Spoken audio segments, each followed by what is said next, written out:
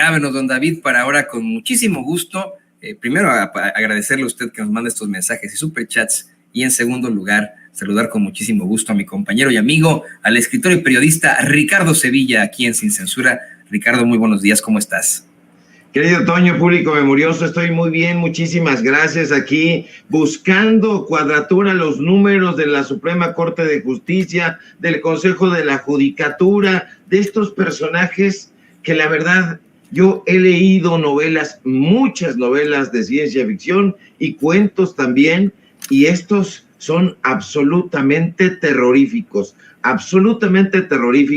y la verdad es que estoy aquí, me acordé de Luis Cardosa y Aragón, que también el escritor se dedicaba al periodismo, ya que hemos estado hablando como de periodismo todo este tiempo. Luis Cardosa y Aragón, mi querido Toño, también se dedicaba al periodismo y un día dijo que estaba tratando de denunciar a algunos corruptos en la política y se sentó en el suelo como un chimpancé a revisar los contratos y simple y sencillamente no podía cuadrar las cifras porque eran cifras millonarias, cifras delirantes. Bueno, pues lo mismo me ha pasado a mí, mi querido Toño. Hicimos una serie de entrevistas ayer a fuentes del Consejo de la Judicatura, fuentes reales, no fuentes del deseo, que nos aportan versiones muy interesantes, pero muy escalofriantes sobre lo que está haciendo el Poder Judicial, ese Poder Judicial que nosotros pensábamos que estaba descompuesto, pero no, Toño,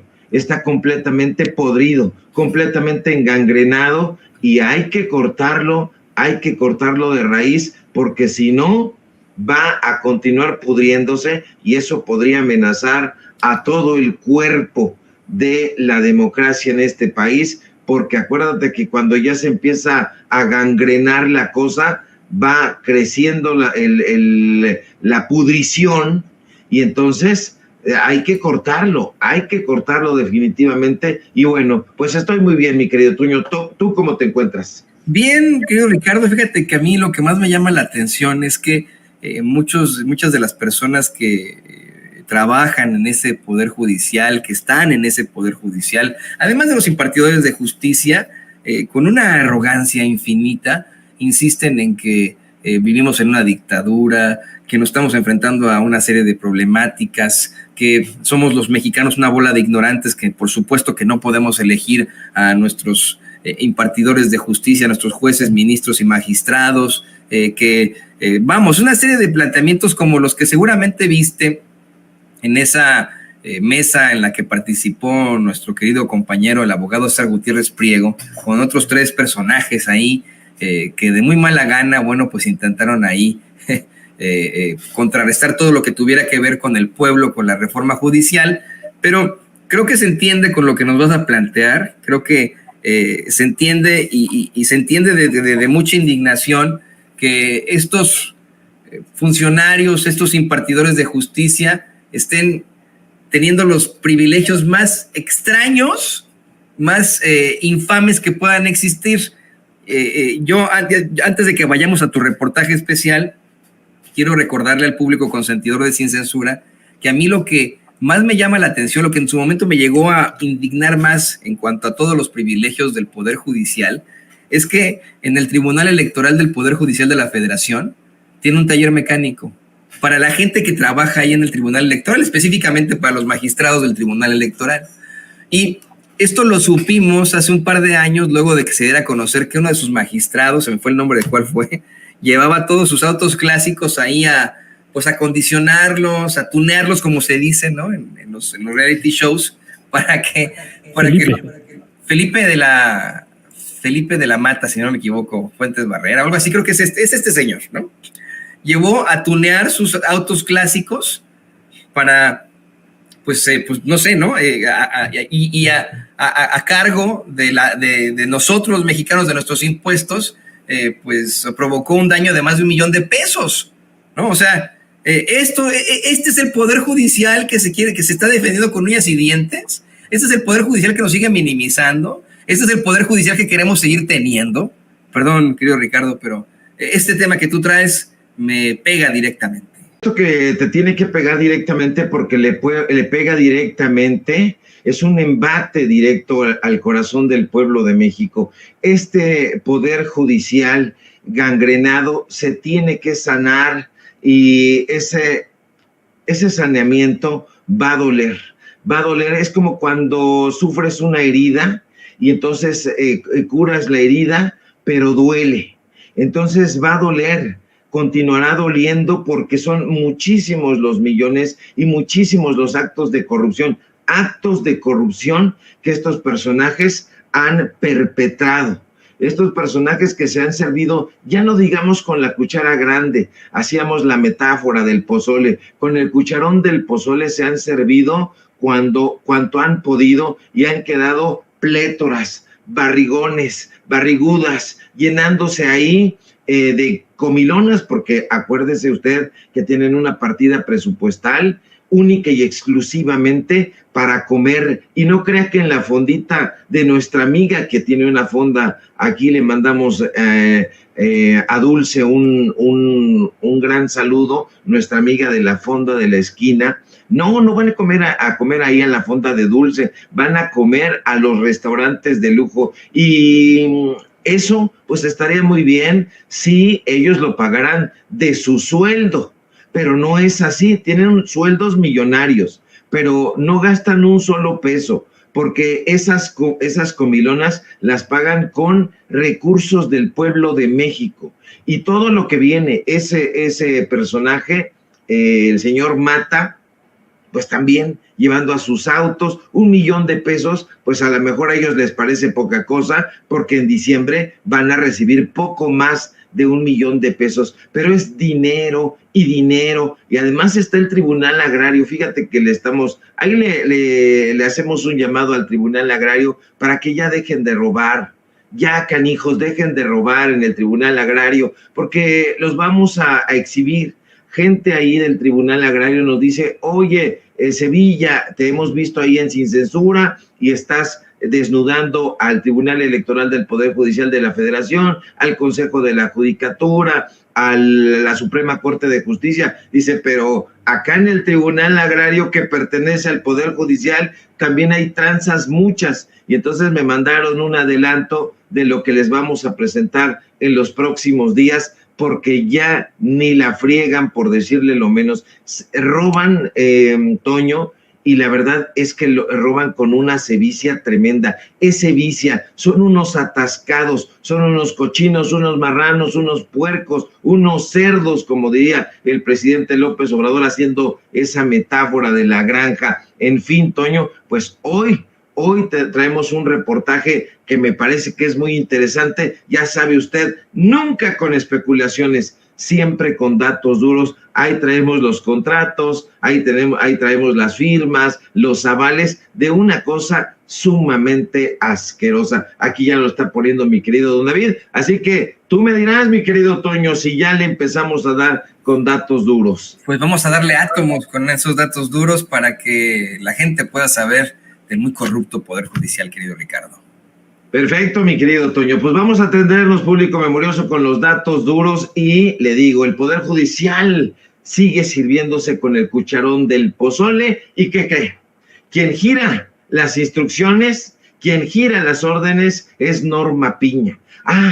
¿Cuáles son las pruebas de eso? Ahorita se lo voy a contar precisamente en este momento. Déjeme informarle previamente que el Consejo de la Judicatura derrochó casi 150 millones de pesos en contratar analistas, consultores y desarrolladores a través de un acuerdo administrativo celebrado este año, apenas hace unos meses, no muchos meses, celebrado el pasado mes de abril.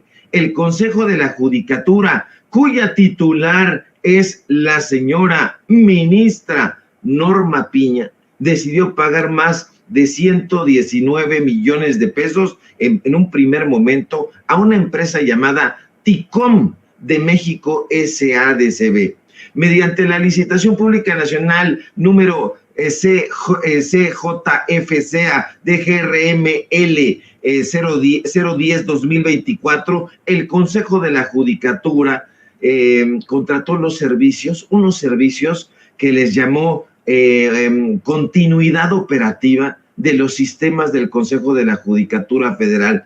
En palabras menos escogidas, contrató los servicios para un software que ya había comprado.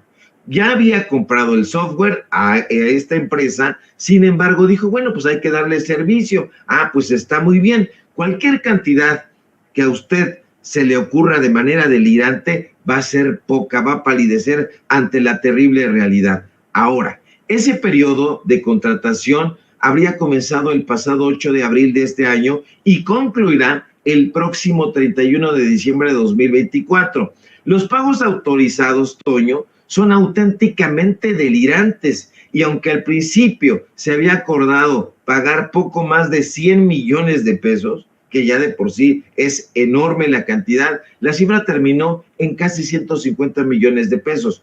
Mire, el Consejo de la Judicatura autorizó en un primer momento 2 pagos subtotales, uno por 44 millones de pesos, más de 44 millones de pesos, les voy a decir con puntos y comas, 44.884.800 pesos. Ese fue el primer subtotal. Después vino otro, uno por 102.647.520 pesos, todo dinero del pueblo, todo dinero del presupuesto. Sin embargo, esos pagos se fueron cada vez más engrandeciendo, porque por concepto de IVA, el Consejo de la Judicatura dijo, bueno, pues hay que pagar IVA a esta buena empresa. Pues ahí le va, pagaron dos conceptos de IVA, uno por 7 millones de pesos, más de 7 millones, 7.181.568 pesos, y otro más por más de 16 millones, 423.603 pesos. Ahí tiene usted en la pantalla todas las cifras, parte de los contratos, porque ya sabe que estos contratos tienen 70 páginas cada uno de ellos. Entonces, ayer estuvimos leyendo y durante un par de días para darle a usted la esencia de esta trama de corrupción. Mire, al final el Consejo de la Judicatura terminó pagando 2 cifras millonarias, una por 52.066.368 pesos y otra por 119.071.123 pesos. Ahora, aquí viene algo muy escabroso. Si usted ve las cifras, son auténticamente delirantes. Le voy a pedir a mi querido don David que me ponga ahí varios de los contratos, ahí donde vienen las cifras, mi querido don David, para que la gente vea lo que estuvieron pagando por hora lo que estuvieron pagando en el Consejo de la Judicatura. Aquí lo tiene usted para que vea nada más el delirio de lo que estuvieron pagando estos personajes, y ahí lo tiene. O sea, estos pagos son por hora, o sea, pagaron por hora 4.030 pesos por hora, 4.330 pesos por hora, ¿eh? Entonces, esto es absolutamente, ya no le digo delirante, es absolutamente escatológico. ¿A quién le pagaron? A personajes técnicos, a personajes de software. En ningún lugar nosotros estuvimos buscando quién cobraba más de 4,000 pesos por hora. Pues yo no lo encontré. A lo mejor usted me dirá que yo vivo en la época de las cavernas y que no supe buscar adecuadamente, pero también platicamos con amigos que se dedican precisamente a los servicios de software, a gente que se dedica precisamente a la ingeniería computacional, y nos dijeron, bueno, pues si están pagando eso, que nos digan para ir, porque 4,000 pesos por hora, échele usted 5 por 4, 20, o sea, si están 5 horas, son cifras, Toño, absolutamente delirantes. Es decir, alcanzan prácticamente 150 millones de pesos. Ahora, viene algo terrible. Fuentes al interior del propio Consejo de la Judicatura sostienen que la orden de pagar estas cantidades fue girada por la mismísima ministra Norma Piña, y agregan que quien puso en marcha esta contratación millonaria fue uno de los brazos operadores en el Consejo de la Judicatura de Norma Piña. Este señor sería el juez Antonio González García, y dijimos, bueno, pues se puede decir cualquier cantidad de cosas y no podemos informar eso ni darlo por cierto. Así que nos pusimos a investigar quién era este juez Antonio González García. ¿Y qué cree? Que sí, el contrato, esta serie de contratos fueron avalados, ahí está la firma y ahí están los documentos donde el juez Antonio González García sí firma de enterado. Ahora, hay muchas curiosidades y una de ellas es que en septiembre de 2023, Antonio González García, que era titular del Juzgado Segundo del Distrito en materia de amparo penal en la Ciudad de México, pues, ¿qué cree? A ver si le suena. Lo dimos aquí en censura. Otorgó una suspensión definitiva a favor de Jesús Murillo Caram.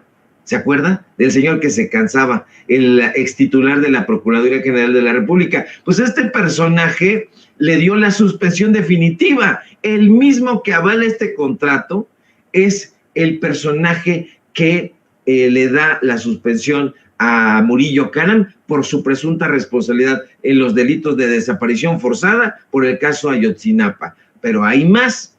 Paradójicamente, en una serie titulada ¿Cómo afronta el Poder Judicial de la Federación los casos de corrupción?, este señor, el juez Antonio González García, se tiende a decir una serie de cosas. A ver si podemos poner ahí, si hay tiempo, mi querido don David, el audio de este personaje diciendo cualquier cantidad de mentirijillas dirían por ahí en Los Simpsons. A ver si lo pone mi querido David, si se puede.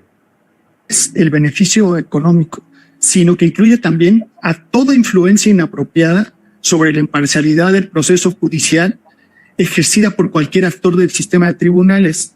Si consideramos esta explicación, que es mucho más amplia, bueno, aquí podríamos encuadrar infinidad de preguntas y no solamente las que está refiriendo la doctora. Aquí podríamos meter en este cajón los sobornos, las interferencias políticas, la extorsión criminal, la presión jerárquica, el tráfico de influencia, el contubernio entre abogados y funcionarios, resolver contra constancias, el hostigamiento sexual, la denegación de funciones, expedición de nombramientos cruzados, en fin, todo acto que corrompa el servicio de justicia. Claro, pues parece que con eso está arrojando piedras sobre su propia cabeza el juez Antonio González García, porque fíjese usted que hay muchas curiosidades aquí. Eso que está usted escuchando pues es una serie de conferencias que da el Consejo de la Judicatura. Se llama la serie ¿Cómo afronta el Poder Judicial de la Federación los casos de corrupción? Pues ahí, justamente al interior del Poder Judicial de la Federación, personajes corruptos. Está hablando el juez de tráfico de influencias. Híjole, parece que está arrojando piedras sobre su propia cabeza. Fíjate, Toño, que hay más curiosidades. Una curiosidad, que lo que decíamos sobre Murillo Caram, que este personaje pues lo defiere prácticamente y busca esa suspensión a favor del ex titular de la Procuraduría General de la República, sucedió en septiembre de 2023.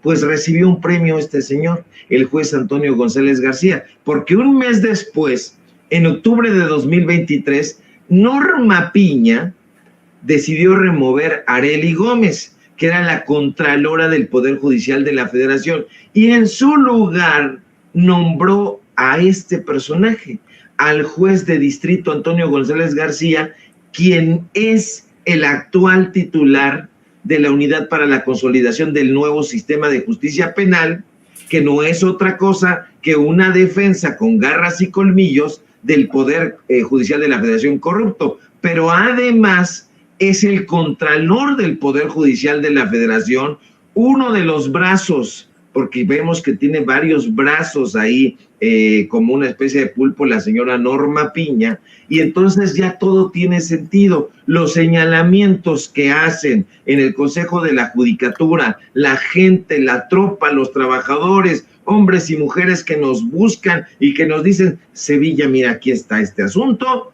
¿cómo lo ves? Bueno, pues empezamos a investigar y estos fueron los resultados de nuestros datos duros. Norma Piña habría avalado el despilfarro y la contratación de personajes por más de 150, por casi 150 millones de pesos, mi querido Toño, y en un ratito más le vamos a poner en un hilo ahí toda esta trama. Pues otra de las rayas al tigre de la ministra presidenta Norma Piña, ¿no?